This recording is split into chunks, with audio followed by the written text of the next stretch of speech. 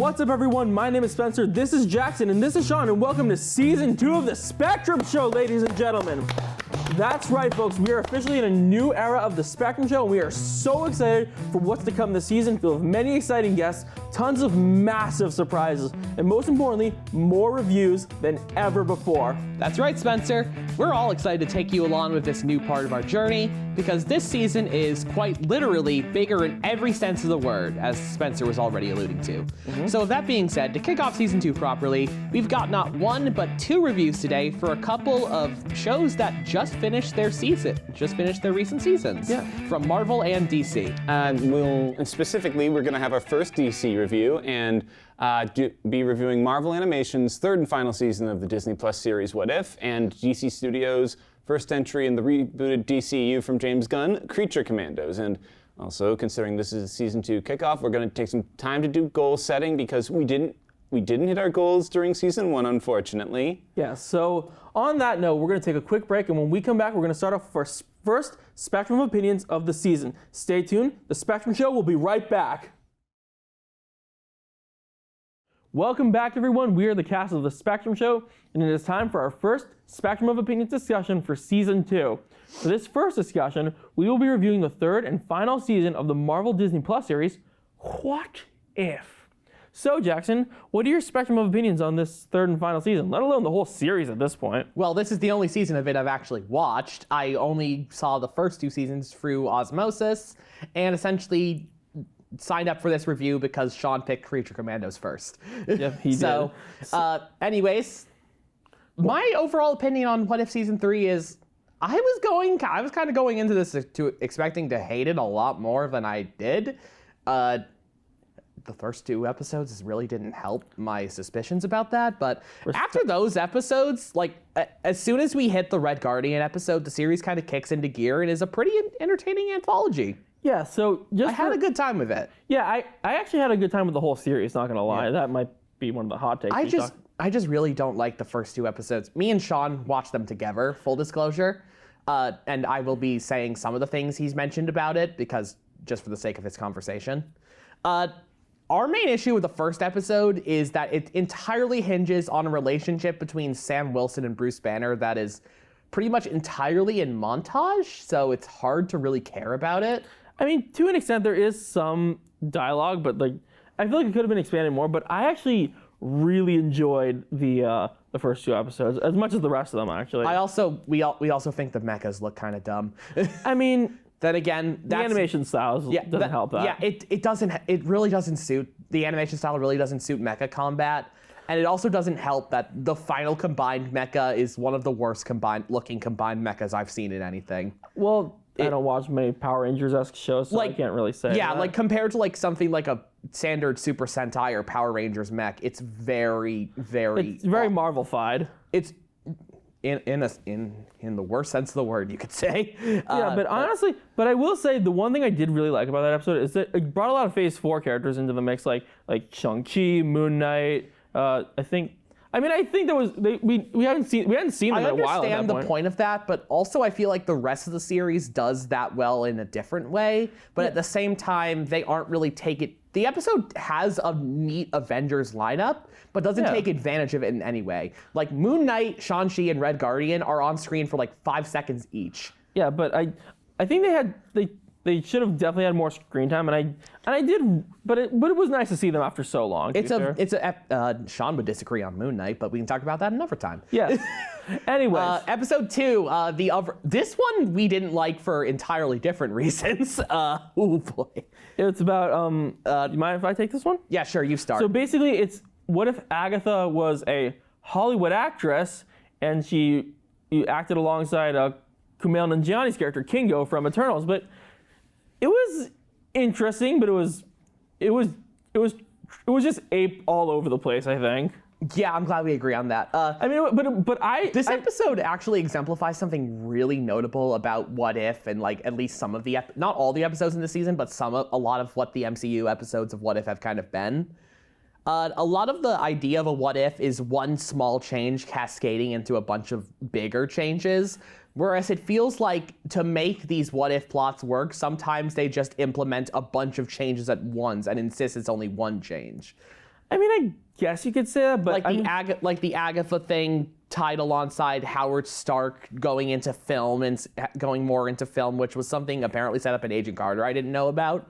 So that was kind of fun. That was in Agent Carter. The second season was in Hollywood. Yeah, I learned that apparently he tried pivot into film and it went really badly for him, which is funny. I haven't seen Agent Carter in so long. So I kind of want to watch Agent Carter now because that was my main takeaway from this episode. I liked Howard and Jarvis's performances in it. Yeah, and I was like, I want to watch Agent Carter. it was a fun show, but it ended on a cliffhanger. Yeah, that kind of. I remember watching that series finale. I was like, but we're not done yet. This episode has a lot of confusing things in it. The Bollywood dance scenes look really bad. Yeah, I mean, Bollywood is made for real life performances. Also, Kingo just looks older than the rest of the cast for no reason, despite the fact that he's literally immortal. I guess he does actually. Like, we noticed that when we were watching it, and we were like, something was off. Is this like racially motivated or something? Because why is he the one that looks the oldest compared to these three white people? I mean, to be fair, the animation, and it probably doesn't help that either. Yeah, that episode was the worst animation of the series. Howard Stark looked like he was melting. Well, that's one way of putting it. But moving on, episode 3 is where the first really good my favorite episode of the entire season, and Sean's favorite too. What if? This episode completely sidestepped the whole what if, like, multiple changes kind of stacking on top of each other. When it really got by going for one really simple change that cascades, which is really good. The premise of the episode is Red Guardian, after an argument with his superiors at the Soviet Union, Red Room, whatever, ends up following Winter Soldier on his mission to retrieve the super soldier serum samples from Howard and Maria Stark, and ends up preventing him from killing them. Which that changes a lot. Actually does, and the episode is essentially just from there is a buddy cop thing with the two of them. And the dialogue is just out of control. In a good way, though. I found something else we were discussing is that it really shows when some actors, MCU actors, that aren't comfortable with VO and some that are. David Harbour is extremely comfortable with VO. Yeah, I was gonna say he seemed like he was really getting into it. He is going all in. Like, you could tell he has experience in this, and I mean, it's one of the best, most consistent performances in the entire show, so that helps. We'll see him again in Thunderbolts. Honestly, yeah, I'm kind of curious to see how they honestly, this episode made me more excited for Thunderbolts. Yeah, so episode 4. Though I doubt it will have the kind of romantic subtext that me and Sean took from Bucky and Red Guardian in that episode, but that'll just be our little thing. That episode is great. Really great. If you watch one episode of this season, episode 3 is the one you should. I have a different opinion, but I can respect yours. All right. Episode 4, Howard and Darcy get hitched. Probably the second favorite of the season. This one was wild. I think it's tied for 1872 in our heads. Sure. Yeah, this is a sequel to the What If Thor Was an Only Child episode from the first season. Yeah. Which I did not expect them to do that, honestly. It's kind of nice seeing them do a sequel to something that isn't Captain Carter, honestly. Yeah. It took them 2 seasons, but they did it. I mean, they did. Anyways, we'll talk about that in a moment. But yeah, this episode's pretty fun. It's essentially just Howard and Darcy going on a space adventure. I hadn't seen the What If Thor Was an Only Child episode, so I was a bit lost on some stuff happening. It was. I enjoyed that episode. It wasn't the best, but I also fun. just like that they don't make you really need to watch that episode because the main focus is just on Howard and Darcy and how this thing builds. Yeah, I'll talk about Birdie more later, but I have a lot to say about her. Well, that's an important detail right there. Okay. Also, the episode ends on a Kiss song, which is really good. Wait, there was a Kiss song. Me and Sean have been humming it for the past few days. They've been humming it prior to the recording too. Yeah, it's so. Episode 5. Yeah, that's a good episode. Episode 5. This is like right above. This isn't as bad as the first 2 for me, but I'd say outside of them, it's my least favorite of the season. I still like it, and I like parts of what it's trying to do. I really like Riri's fused vision design. Yeah, it did look really good. The episode plotline is about the emergence in happening way earlier, and This is another case where it's like one little change kind of being a bunch of changes at once, like the whole Mysterio taking control of Stark Enterprises thing. Yeah, an older Mysterio too. No, he's not necessarily older. It's said in the episode he aged rapidly because he integrated himself with his nanites. Yeah. And that episode is all right. It's like completely fine. Dominique Thorne does a good job. She does actually. And also, I just kind of like how she portrays Riri. It reminds me a lot of how Riri is portrayed in the Evel Ewing run on the character, which I have right here. And we will see her again in June in the Ironheart series on Disney+. Yes. Read this if you haven't. It's really good. Yeah, I will say that this is actually kind of a big episode, to be fair. Even though you may not have liked it, this is when the Watcher really starts getting involved in the universe. I do like the plotline of the Watcher meddling in episodes 5 and 6 and setting up for episode 7. Yeah. Because it reminds me a lot of I like the Watcher a lot in this season. Yeah, he's good in the other stuff too, but except for episode 2, where I wished he would just there was at least one episode where I wish he would just shut up. I think it was episode 2.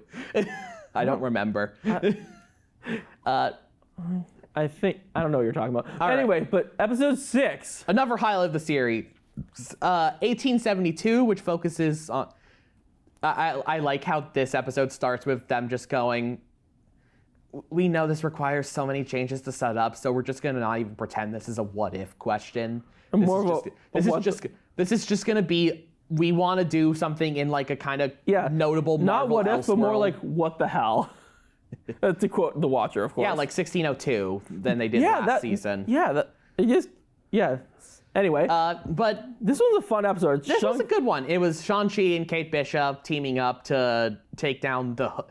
It's funny that the Hood gets a debut. It technically gets a debut in this before his own project. Well, it's a variant. What do we expect? I know, but At the same time, though, it's really funny because he hasn't made his debut in the MCU yet. But it's not really the Hood per se. It's someone who took the persona of the Hood, being Xu Xialing from Shang-Chi and Legend of the Ten Rings. We should have probably spoiler tagged that. Yeah. But it's been a month already. I think they can handle it. Okay, and plus it's what if. I don't think that many people care about spoilers for it. But this was a solid episode. There was some really fun stuff in it, like Sonny Birch having the Winter Soldier hypnosis. And also, did you know who the little boy? Do you know who that was? He does not share the name of any Iron Fist from the comics, but they do allude that he'd become the Wild West Iron Fist. It makes sense. I mean, they did say he's got some Iron Fists on him, so it's an interesting setup. I'll say that much. But we're going to be seeing more Iron Fists in Eyes of Wakanda. Oh, that's right. We are seeing him. For anyone who plays Marvel Rivals, pray to God he doesn't show up and break your spine like he does in that game.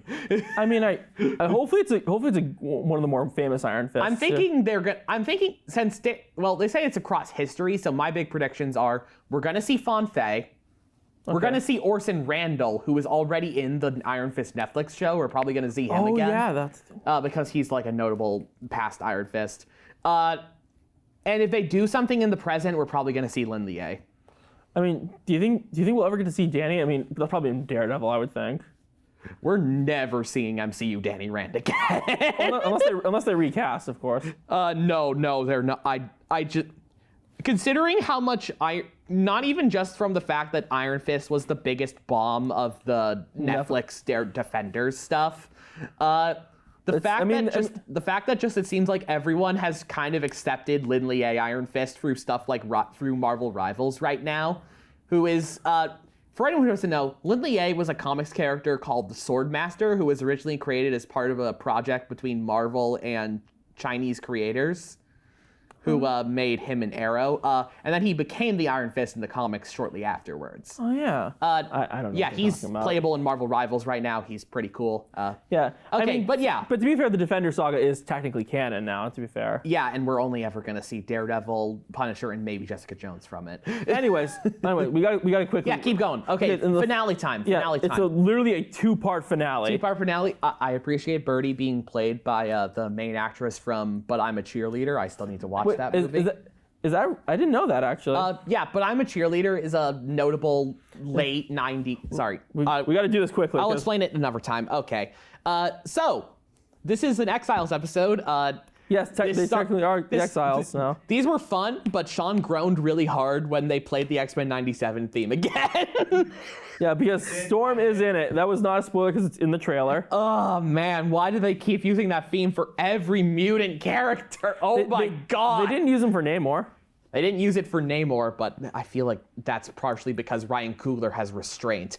Anyway, but yeah, these were crazy episodes. Like, I liked the entire premise of this being essentially the Watcher is kind of just done sitting around and wants to try and make things better for the universe. yeah, and I think it's a fun concept considering that the other Watchers or not really Watchers at this point. They're just other beings that are related, that know the Watcher. They are other Watchers. Oh yeah. Okay, so I'm gonna be honest, just beaming through.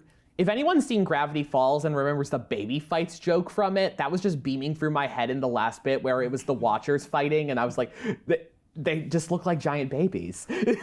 They just kind of do. Yeah, it's baby fights. Anyways, but yeah, honestly, overall, I think this was one of the stronger versions of What If. I still enjoyed one, I think, a little bit more, but I know that's a hot take, but I've heard seasons 1 and 2 are, from what I've seen, I'm kind of glad that they got to end on at least a decently strong note. Rough start, as I've already mentioned, but yeah. I feel like they actually kind of had some more fun with it this time and refined. Honestly, my main criticism of this season is that I kind of wish they could do more of it because I feel like they were finally getting into a groove. Yeah, I feel like this is an easy thing they could have continued too. But honestly, I'd just be fine if they greenlight an Exiles series. I'd watch that. Yeah, I'd agree, especially with this lineup of characters. Throw in like some new faces too. 100%, yeah. You could throw in like ones from already in the show. Like, who would I want to join from this season? Probably not Red Guardian because I like how his story just kind of wraps up on its own and he's not a super big divergence. Maybe the Ironheart version, a Riri? Maybe, but at the same time, I don't really feel she would fit there either. True. I'm trying to... I'd have to think on it. We definitely have to think on it. But I would be willing to pitch an Exiles series to you, Marvel. Damn, I should have brought my Exiles comics in. You really should have. Come on. Jackson, I would say this, we would have to wrap up right now, but I do want to say one thing to our viewers. Guys, if you want to see, because we're going to be doing reaction content, we announced this in our season 2 reveal, like our final plans thing a couple weeks ago. If you guys want us to react to the entirety of What If on Patreon when we get to that point in the MCU, would you be interested in having all of us do it? Oh God, I have to watch the worst parts of seasons 1 and 2. It would just be the two of us. You wouldn't be that bad. Let's hope for the okay. At least I get to see the Nova episode with Nebula. That one looks pretty good. I enjoyed that one. All right, last thing before we go, we brought in some comics to recommend. We didn't bring all of them. Exiles by Judd Winnick and Winter Soldier by Ed Brubaker would also be thrown in here. But the ones we did bring in are Ironheart by Eve Ewing, which I already mentioned. Scarlet Witch. Scarlet Witch by Steve Orlando, which is the comic book universe debut of Darcy Lewis. Oh, really? Yeah. Howard the Duck by Steve Gerber, which is it's the original run for the character, and it's super notable. Very heavy on the 70s political satire, though, so. Just keep that in mind. And Shang-Chi by Jin Luen Yang, the writer of Superman Smashes the Klan and the American-born Chinese graphic novel and television series. If you're looking for more, we picked these based on some of our favorite episodes of the show, and if you want to read more Ironheart, Howard the Duck, Scarlet Witch, Shang-Chi, and the ones I mentioned off screen, that we didn't bring in, which were Exiles and Winter Soldier, check those all out. Yeah, I will add when we upload the episode, I can add a list in the description for some of these. Yeah, or we can make a pinned comment too. We can make a pinned comment for some of these books and where to buy them. Yeah, so I think, is there anything else, or are we good to wrap up? I think we're good. My overall take on What If Season 3, rounding it all together, I'd say a solid 7. If you count only the episodes 3 through 8, I'd give it like an 8.5, low 9. Yeah, I'd say a 7 is where I'm at too. So a 7 is a very solid description of the series. Like solid 7. An 8.5 is like where my rating. If you cut the first 2 episodes out of the season, it's 8.5. All right. So they lower the rating for me very hard. Yeah. So that being said, that'll do it for our first discussion of season 2. So that being said, don't go anywhere because when we come back, we'll be reviewing our first piece of content from DC Studios. Stay tuned, folks. We'll be right back.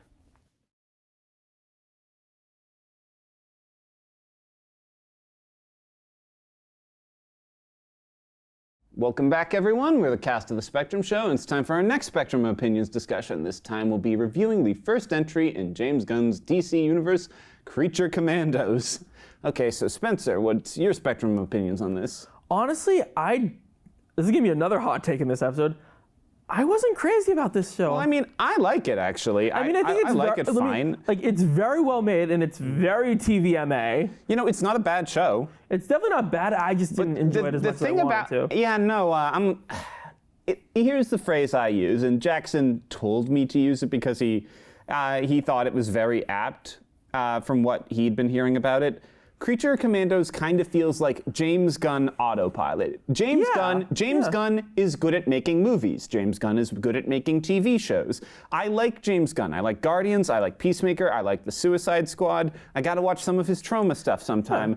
But this, here's the thing. Creature Commandos, as it sounds, is basically a team of, horror movie monster, Freako type characters doing Black Ops military stuff. That's the premise. Yeah. And it has a very similar vibe to Guardians 3. It has a very similar vibe to Guardians. It has a very similar vibe to Suicide Squad. Yeah, and honestly, that's one of the things that surprised me the most about the series is how emotional some of the scenes really were.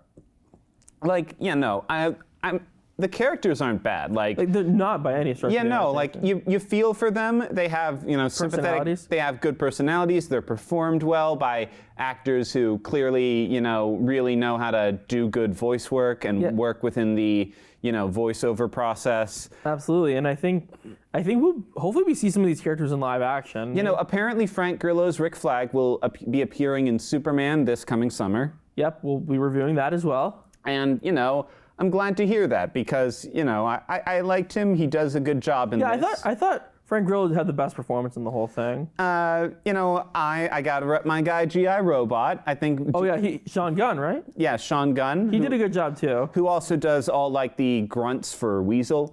Yeah, and the aforementioned David Harbour was in this. He also played Weasel and does Suicide Squad. And, really? Yeah, no, as Jackson just whispered to us off camera, Sean Gunn reprises Weasel from the Suicide Squad. Wow. And we learn a few details about that complicate his backstory and honestly make him a pretty sympathetic character.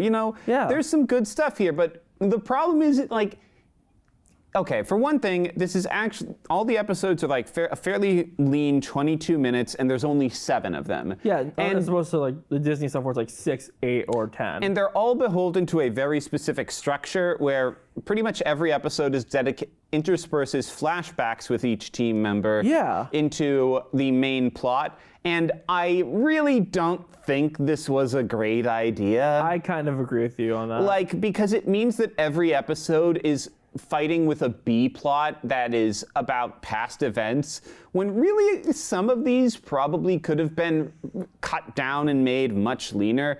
The Bride, she's basically our focal character, so I get it. Who's she played by again? The name escapes me at the moment. G.I. Robot, he exits the series regrettably very quickly, so you kind of have to get this out of the way. Yeah. But with Phosphorus and Weasel and even to a certain degree Nina, I think... Indra Varma, thank you, Jackson. That's who plays the Bride. I really feel like they could have been, cut a bit leaner. Yeah. And also Frankenstein, because you really don't learn much about him in the episode with his flashbacks that you can't kind of already infer about him. Yeah. And I know there are some... Okay, I'm going to veer into the realm of DC. I know there are some DC fans who are kind of upset because in the comics, Frankenstein's a pretty upstanding dude, well-read, gentleman type, whereas here he's the exact opposite. He's basically a man-child incel who's constantly chasing the Bride in a subplot that ends so anticlimactically that it's I'm wondering why he was even in the show, kind of. Yeah. He goes there to find the Bride, meets Rick Flag, helps him out for a bit, and then doesn't even accomplish anything or affect the outcome in any significant way. Yeah, and he gets killed by the Bride in this. No, he doesn't get killed. Oh. He just gets shot. Oh yeah, that's true. He did in the head. To be fair, Yeah, but he's undead. He can regenerate. He's undead. He can tank it. Yeah, that's true. And yeah, it feels like there's a lot of plot points that are getting rattled off very quickly, fighting for time with the flashbacks. Yeah, it did feel like it was a little too fast paced, I think. Yeah, no, and also occasionally just like it feels a bit like they lean a bit too far into how bad these are. Like, I don't know what it adds to Dr. Phosphorus's backstory that he was totally fine killing Rupert Thorne's wife and children alongside him. Like, that makes him less a victim of circumstance, and wow, this guy's actually kind of terrible, and they don't really bring it up that much. Yeah, that's based on the comics, right? Just for. I don't know if Dr. Phosphorus's backstory is exactly that way. You know, a lot of these are very, like, for example, again, in the comics, like Nina, like, okay, technically Nina leads Shade and not Creature Commandos, but they're functionally identical in a lot of ways. I will also say that there was one thing I really did like about the Creature Commandos, and that the ending of the last episode was where they're back in the base and you see some of the characters from the Suicide Squad in it. I thought that was a welcome addition. Yeah, no, I enjoy it. I'm glad GI is still around because he's fun. What's the shark's name again? Oh, King Shark. King Shark, thank you. I was going to say Tiger Shark, but that's Marvel. Wait, who's Tiger Shark? Oh, yeah, the guy who's currently shilling testosterone. Anyway, yes, he just said something off camera and we're not going to I'm shocked. I'm shocked that you know who Tiger Shark from Marvel is. It was in the Avengers cartoon, but anyways. Oh. Oh, yeah, he was. Okay. Moving past that. What'd you think of the animation? Because I thought the animation was great. Yeah, that no, was it one of the act- stronger parts of the series. Yeah, no, it actually kind of sets a high bar for a lot of superhero animated shows on streaming for me. Yeah, I thought it was very good, but God, is the action so gory. Yeah, no, I think like, Yes, it's like I truth said- be told, if you're into that, like you're not going to find much that sets a higher bar than this level of superhero gore action, which Yeah. if that's your thing, no judgment here. I like that. Yeah, I thought Deadpool was intense when I originally saw it. This is next level. You know, James Gunn worked, he has experience with trauma, so he's worked on stuff, like that's the studio that put out Toxic Avenger, and if you've seen those movies, those are like the epitome of bad taste. Yeah, and isn't there like a reboot coming out this year? I think so. Is it like I think it's a development, it's been developmentally delayed a bunch of times. Yeah. I don't know. It's actually released, but it's just stuck in film festivals right now. Oh, that's right. Yeah, It's yeah. a film festival thing. There's a comic reboot. Okay. And comic reboot. We'll talk about that later. Anyway, so animation, voice performances. We touched a bit on story. What else do you have to say? Was there a post-credit scene in this? Well, really, the only post Or was it just a funny one? We only really had the tease for the, whatever potential second season. And a little short scene with Frankenstein where he's like, gonna keep doing what he was doing all season. And really, implications for future DCU. Yeah, I would probably agree with that, and I do really hope that. I generally enjoyed it. It wasn't my favorite. I'm hoping that when we get to Superman in July, that's gonna just blow us away. I do.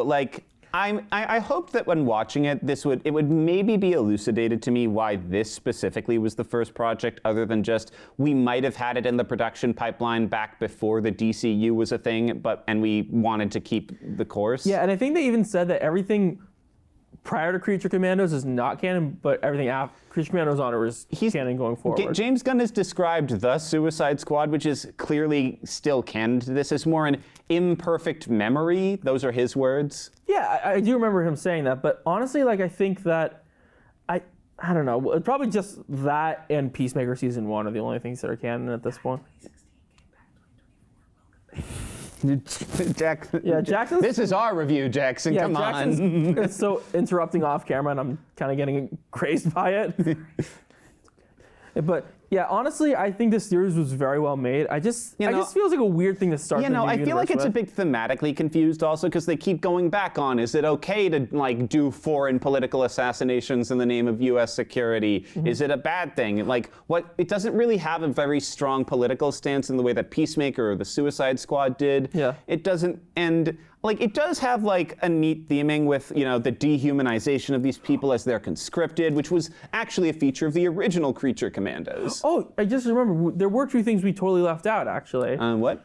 We left out Viola Davis's character, Amanda Waller. We feel bad about. She's good in this. I enjoyed her in this, yeah. Yeah, no, she's very good in this. She's you know, clearly Continuing on displayed as Amanda Waller. You know, comfort. She's comfortable with the voiceover process. She's good in this. Yeah. I hope Waller is good. I'm honestly wondering what a Waller-focused show will be about. Like, Yeah, will it same. feature any version of Task Force X or M, that sort of thing. And also, the theme, they did bring up Themyscira, right? Is that what it's called? Yeah, no, which I'm glad they kind of bring up Themyscira early, because currently the only Wonder Woman project in the pipeline is Paradise Lost, which we don't know if it's even going to feature Wonder Woman herself. like a young Diana or maybe Hippolyta like as Wonder Woman, like the Phil Jimenez comics that it's based off of did. Yeah. I don't know. You know, mean, we'll see. I'm at least glad they're acknowledging Wonder Woman stuff up front, because, you know, everyone just wants to see Superman and Batman, and Wonder Woman's kind of It's the Trinity. Yeah, no, Wonder Woman feels like the neglected part of the Trinity, like. I think she was the best part of it, in my opinion. Well, I mean, yeah, she's great, but like, you know, there's like multiple Superman and Batman comics running at every time, but That's only true. only like one Wonder Woman comic guaranteed, you know? That's a good point, yeah. But yeah, honestly, talking about this makes me enjoy the series a lot more than I think I originally did. I still am, like, here's the thing. I like it quite a bit. It's just, it's not as good as I know it could have been. And Agreed. It needed more episodes. It needed more time for sure. It needed more time to like flesh out character motivations, like just little specifics, give Frankenstein more to do. Yeah, 100%. And also Clayface was in it too. Yeah, apparently he's going to be getting his own solo feature That's down the line. right, and that's next year, I believe. Yeah. Oh God, is it next year? Thumbs up, thumbs down. Yeah. Okay. We're getting the thumbs up from Jackson off camera. So yeah, that's crazy to think about. We're getting Superman this year, and then we're getting Supergirl and Clayface next year. I don't think I have any solo Clayface comics. Maybe I'll bring in One Bad Day or Detective Comics 26. Or one of the Batman issues I've prominently featured some, maybe. Yeah, Clayface has a really good hero arc in Detective Comics, and yeah, no, we'll talk about that when we get to it, though. Yeah. So, is there? I think that's all I have to say. All right, so I think we're about done here for reviews for the day. Anyway, if you want more Creature Commandos or Creature Commandos adjacent stuff, we have the original J.M. DeMatteis Robert Kanigher stuff, which is a bit of a different concept. It's more the U.S. government manufacturing monsters as psychological warfare during World War II. Also, G.I. Robot is there. Fair enough. Frankenstein, Agent of Shade, with a very different, much more heroic Frankenstein. As you can see, it has the bride. She has 4 arms in this version. And Nina is actually the leader of the team, as opposed to the honestly kind of passive one, who I don't really know why they recruited her since she doesn't have combat experience, but that's beside the point. Yeah. So that's going to do it for Creature Commandos, but when we come back, we're going to reveal the goals for the Spectrum Show Season 2. Don't go anywhere. We'll be right back. Welcome back, everyone. We are the cast of The Spectrum Show, and it is that time of year again for our annual goal-setting discussion. No, in fact, we've had this discussion before in Season 1. Me and Jackson weren't actually there for it, so can you, fill me in? Yeah, so I'd be glad to. For those of you who may not remember, for our first episode of Season 1, we set number-based goals for the various platforms we release content on. That includes social media posts, full videos, live content, short clips, and anything else we may release. We do also have other goals and deadlines for bigger projects and initiatives, but we can't give away all our secrets. So that being said, I have right here on my phone, a list of follower goals that we're going to try and hit by January 1st, 2026, so in a year. Granted, I don't expect to hit all of them, considering we didn't hit them this year. But here's what we got for this year. So I haven't have a number for Facebook followers because I don't use it that much. I don't know how that's going to work. So that one is to be determined. For Threads, we're going to try and get 50 followers. I think I should have looked it up, but I don't know how many followers we have on Threads at the moment.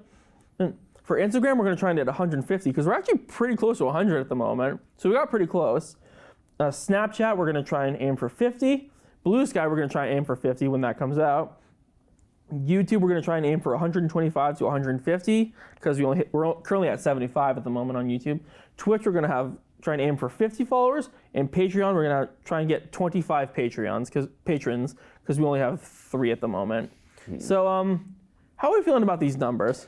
I think they're pretty reasonable. Patrons is going to be harder than others because I agree with that. it's hard. Like, it's easy to follow. It's very easy to follow. You just click a button. Like, comparatively, with patrons, even donating $1, that takes some effort. It does, and like It takes a lot of discretion. yeah, and luckily that's why I set it to $1 specifically, so more people can hit that. Obviously. And it's gonna be $1 for all the cause I think all the main content on the Patreon, like the main non-exclusive content, that's just free, I think. And we do have some other stuff coming up for Patreon. Yeah, and we're really excited about it. Like a lot of big reaction content, like we discussed in our reveal.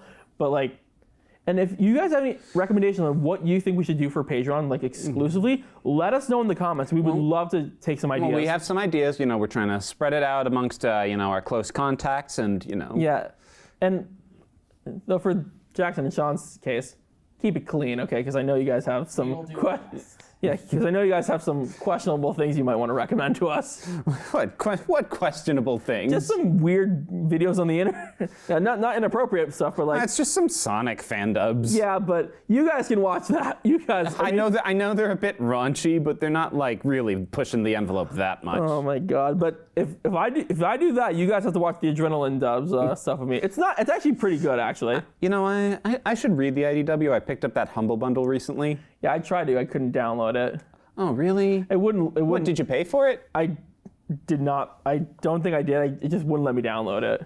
Well, we can help you with that later if you want. I mean, I might as well, if I'm gonna get a comic, I might as well just get the actual book. Anyway, goals.